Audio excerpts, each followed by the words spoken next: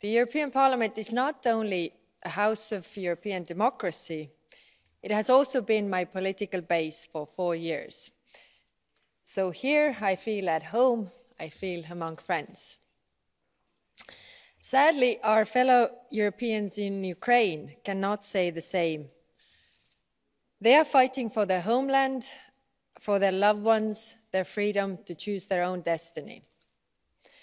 The Ukrainian armed forces are putting up a fierce resistance that President Putin did not expect. Putin's war has also left ordinary Russians without access to the truth. They are living in isolated infospace. We thought that in times of the internet, this could no longer be possible, but it is.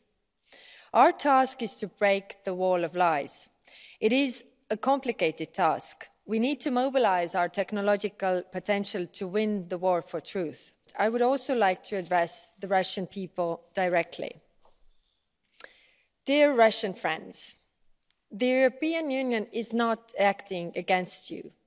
Our measures are intended to isolate President Putin and his government, which is conducting a brutal war against Ukraine.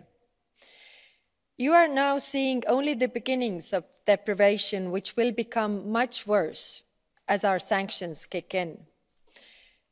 Your government is already instituting practices that are familiar to me from the Soviet times, like censorship, like threatening journalists with the 15-year prison sentences for speaking about the war, like rationing for foodstuffs, like asking teachers to report on the political sympathies of their pupils and their parents.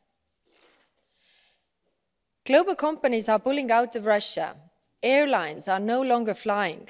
You can no longer use your Visa and MasterCards. None of this is directed against you. It is directed against President Putin and his government. We understand that it hurts you, but it also hurts us. It hurts you because autocrat does not care for the people. He only cares for his power. That is something that is so hard to understand in a democratic world. Dear Russian friends, we continue to hope for a democratic and stable Russia that is respectful of its neighbors and is governed by a rule of law. President Putin's invasion of Ukraine has ushered in a period of insecurity on our continent that we have not seen since 1939. And like we saw after the Second World War, our world will not return to the status quo ante. Russia's relationship with the outside world will be different. How to restore the trust in respecting international law and order? European attitudes towards security will be different, and our institutional setups will need to adjust. The EU has acted with an urgency, conviction, and unity that has surprised President Putin and the world. And dare I say, we have also surprised ourselves. We have indeed acted as a geopolitical union. Our citizens have responded as well by opening their pocketbooks and their hearts, by welcoming refugees, often into their own homes, by volunteering on humanitarian missions, by collecting food, clothing, and medicines for those fleeing the war.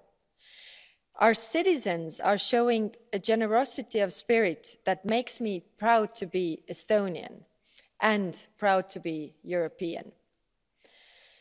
I know a bit about kindness of strangers. As many of you know, I am the child of deportees whom Stalin sent away to Siberia. My mother was just 6 months old when she was deported on a cattle car along with her mother and grandmother to what Estonians call the cold land. It was a stranger who gave my grandmother a jar of milk that kept my mother alive during this journey.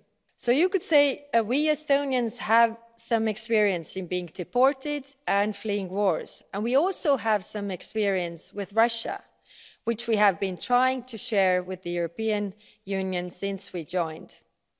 It was 78 years ago today when the Red Army bombed my home city, Tallinn, to the ground.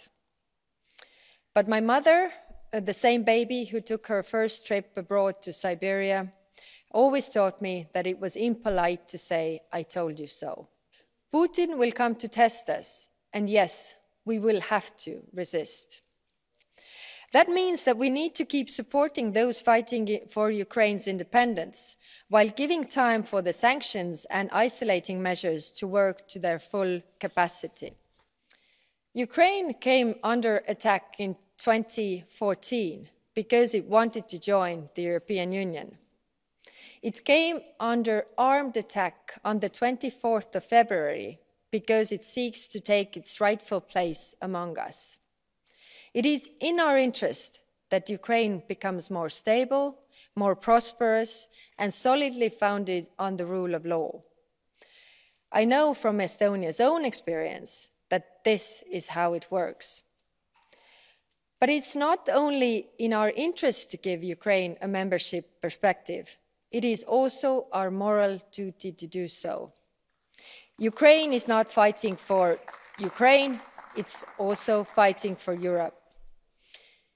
If not now, then when? I thank you for your attention.